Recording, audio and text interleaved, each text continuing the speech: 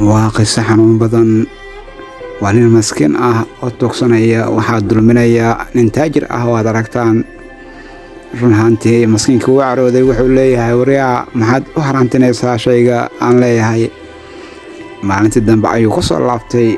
maskiinka wuxuu yidhi walaalow i nabadgeli. isagana wuxuu leeyahay meesha maxaa ku fariisiiyey? war meesha irsaaq ayaan ka raadinayaa, waxaan cuno ayaan dadka weydiisanayaa, ma haysto xoolaan ku shaqaysto ee dhaaf walaalow. isagana wuxuu leeyahay xoog ayaad leedahay, maad shaqaysatid. waa taajir ninkaad arkaysaan, waa nin riij ah, hanti haysto, balse nafsiga maanta oo galayo waa uu ka soo baxayaa. maskiinkii waad aragtaan meeshii sida looga haraantiyeysanayo, dhibaatada loo geysanayo. waad aragtaan maanta wuxuu sugayaa ninkii maskiinka ahaa, waa taajirkii dadka dulmin jiray, maantana soo rajuucay. waa lacanaanta. taas waa uu waayey siduu u sugayey, balse nasiib wanaag habeenkii ayuu soo maray waddada ninkii oo jiifa. wuxuu siiyey lacag, balse wuxuu u soo laaban doonaa aroortii hadda oo habeen.